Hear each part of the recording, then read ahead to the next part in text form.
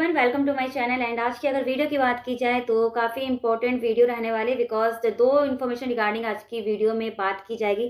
First जो information रहने वाले, जैसे कि आपको पता है केवीएस एंड एनवीएस ने उन्होंने अपनी दोनों ही ऑफिशियल वेबसाइट पर रिक्रूटमेंट रूल रिगार्डिंग पीडीएफ जारी किया गया, जिसमें 10 महत्वपूर्ण जो बदलाव किए गए उसके रिगार्डिंग आज हम डिस्कस करेंगे कि क्या क्या महत्वपूर्ण जो बदलाव किए गए उसके रिगार्डिंग हम बात करेंगे।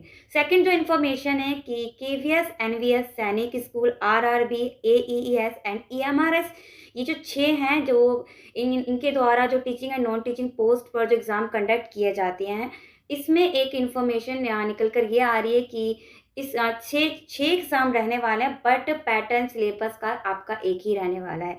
तो क्या है पूरी डिटेल इन्फॉर्मेशन, देखते हैं कितनी है सच्चाई। तो स्टार्ट करते हैं डिटेल नोटिफिकेशन एंड विजिट करते हैं इसकी ऑफिशियल वेबसाइट। सो स्टार्ट करते हैं आज की वीडियो एंड डिस्कस करते हैं केवीएस रिक्रूटमेंट रूल में जो 10 जो मेजर जो चेंजेस किए गए। तो फर्स्ट में प्रिंसिपल की बात करते हैं, प्रिंसिपल पोस्ट की। सो प्रिंसिपल के लिए 8 की जगह 12 साल का एक्सपीरियंस कर दिया गया है। पीजीटी एज अ पीजीटी अगर आप प्रिंसिपल के लिए अप्लाई कर रहे थे तो उसमें भी आपके पास 8 ईयर का आपके पास एक्सपीरियंस होना चाहिए। वाइस प्रिंसिपल पोस्ट के जो भी कैंडिडेट अगर अप्लाई कर रहे हैं तो 3 साल का आपके पास एक्सपीरियंस होना चाहिए। सेकंड जो मेजर चेंजेस है हेड मास्टर को लेकर है। इसमें जो न्यूनतम आयु 35 वर्ष, पहले कोई भी न्यूनतम आयु नहीं थी। पिछली बार कई 35 से कम उम्र के कई सारे बन गए थे हेडमास्टर पोस्ट के लिए, एक दो तो 27-28 में ही मतलब एज में बन गए थे। तो जिस कारण इस रिगार्डिंग जो रूल चेंज किया गया, तो पीआरटी कैंडिडेट को काफ़ी बड़ा झटका लग सकता है। बिकॉज पीआरटी की बात की जाए तो 23-24 की उम्र में या 22 या कई तो मैंने तो देखा है कि 21 साल की उम्र में पीआरटी उनका हो जाता है, पीआरटी टीचर वो बन जाते हैं। सो मतलब इन शॉर्ट में कहूँ तो इसके रिगार्डिंग पीआरटी काफ़ी बड़ा शॉक लगने वाला है कि अब वो कम एज में अगर वो हेडमास्टर का अप्लाई पहले कर सकते थे, बट अब पॉसिबल नहीं है। सो अगर आप 34 एज अप्लाई करें वो भी आप नहीं कर पाएंगे। सो न्यूनतम आयु आपकी 30 वर्ष होनी चाहिए। थर्ड जो चेंजेस है पीजीटी में, पीजीटी पोस्ट को लेकर आपको पता है कि कई कैंडिडेट, अगर एग्जाम्पल के अगर माध्यम से मैं समझाऊं तो जो भी कैंडिडेट पहले पोस्ट ग्रेजुएट टीचर के लिए अप्लाई करते थे तो उनके पास बीएड होता था, मास्टर होता था इन कंसर्न सब्जेक्ट में, देन वो पीजीटी के अप्लाई कर देते थे एंड एग्जाम में बैठते थे एंड अगर वो शॉर्टलिस्ट होते थे, सिलेक्ट होते थे, उनकी गवर्नमेंट में जॉब लग जाती थी। बट इस बार सारा चेंज हो चुका है। अब क्या है कि अगर आपने मास्टर इन कंसर्न सब्जेक्ट जिस भी सब्जेक्ट में अगर आपने कर रखा है, ग्रेजुएशन में भी आपने वो सब्जेक्ट आपके पास होना चाहिए। जैसे कई बार कई कैंडिडेट बीएससी कर एंड हिस्ट्री कर लेते थे, मास्टर कंसर्न सब्जेक्ट में मान लो हिस्ट्री कर ली तो वो एलिजिबल हो जाते थे। बट अब नहीं, अगर आपने मास्टर करें कंसर्न सब्जेक्ट में तो ग्रेजुएशन में भी आपके पास वो सब्जेक्ट होना चाहिए। सो इस वाले जो रूल है, जो काफ़ी कैंडिडेट को काफ़ी बड़ा ये चेंजेस यहाँ पर देखने को मिला केवीएस के द्वारा इस बार, कि पीजीटी में ग्रेजुएशन के सब्जेक्ट को भी देखा जाएगा इस बार। पहले ये केवल हिंदी में लागू होता था। इसमें उन स्टूडेंट को झटका लगा है जो बीएससी करने के बाद नौकरी में आ जाते थे, लेकिन एमएससी में प्रैक्टिकल सब्जेक्ट होने के कारण डिस्टेंस से एमएससी के बजाय एमए कर लेते थे पहले से ही आर्ट्स। तो ये कह रहा है कि अगर आप आर्ट्स स्टूडेंट है, पढ़ने वालों को राहत मिलेगी, बाकियों के सपने मतलब काफ़ी बड़ा शौक देखने को मिल रहा है कि अगर आपने मास्टर का बीएससी कैंडिडेट है तो मास्टर कर रहे हैं किसी भी आर्ट्स सब्जेक्ट से, तो आपके पास अब जो रूल है ये है कि ग्रेजुएशन में भी वो सब्जेक्ट आपके पास होना चाहिए। फिर भी आपको कोई डाउट है जो क्लियर नहीं हो पा रहा है तो कमेंट सेक्शन में बता सकते हैं। एंड फोर्थ जो चेंजेस है यहाँ पर प्रमोशन रिगार्डिंग यहाँ पर बात की गई है। इन शॉर्ट में कहूँ तो जो न्यू कैंडिडेट है उनको काफ़ी मतलब एक नुकसान देखने को मिलेगा, पर जो पुराने उनके लिए ये सही है। जो एलडीसी है उसको अब एलडी कर दिया गया है। पहले ये अगर जो पास कर लेते थे तो उसमें उनको प्रमोशन दिया जाता था, बट अभी इसमें केवीएस के नए एम्प्लॉय को झटका लगा एंड अब आप चाहें एलडी में टॉप कर लेंगे लेकिन आपको प्रमोशन नहीं दिया जाएगा। वो दिया जाएगा उसे जो आपसे पहले नौकरी में आया है और आपसे सीनियर है। ये पहले से कार है तो एम्प्लॉय के लिए बहुत ही फायदेमंद होगा।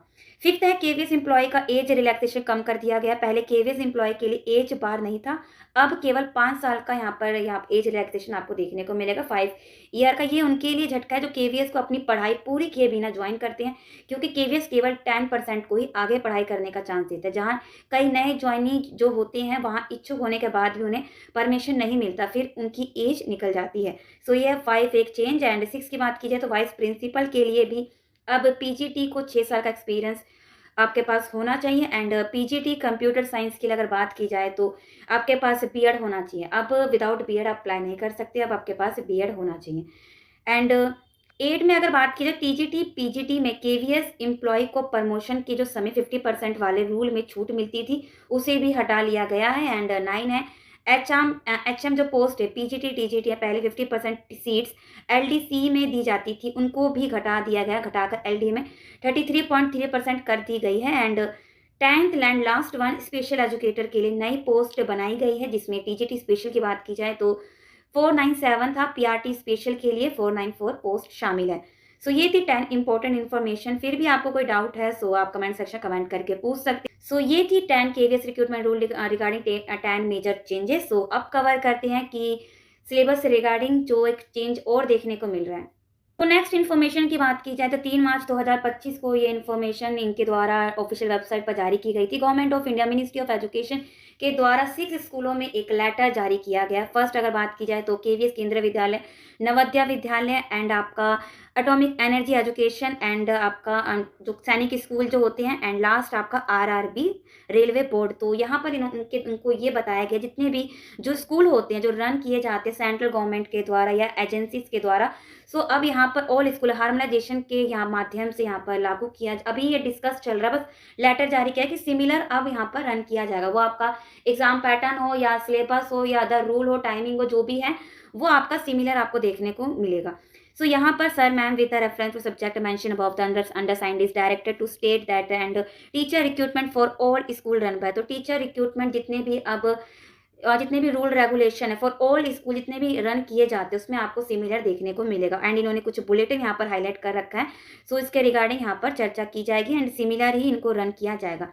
सो दैट मीन्स कि यहाँ पर इन शॉर्ट में क्या डिटेल पीडीएफ को अगर आप पढ़ेंगे इनकी वेबसाइट से आप डाउनलोड कर सकते हैं। इन शॉर्ट में कहूँ तो जो इनकी जो केवीएस, एनवीएस एंड सैनिक स्कूल आपका एंड आरआरबी एंड जितने भी सेंट्रल स्कूल हैं जो रन किए जाते हैं सेंट्रल द्वारा जो रन किए जाते हैं उसमें जो एग्जाम पैटर्न होगा वो आपका एक ही देखने को मिलेगा। अगर आप केवीएस की तैयारी करती हैं तो फायदा आपको एनवीएस का अगर आप एग्जाम देना चाहते हैं वहाँ पर ही फायदा होगा, या सैनिक स्कूल या आरआरबी। तो मतलब ये काफ़ी अच्छी खबर निकल कर आ रही है। बट एक बात मैं और क्लियर कर दूं, अभी बस डिस्कशन चल रहा है, अभी पारित या ये कब लागू होगा वो अभी कुछ भी यहाँ पर मेंशन नहीं है।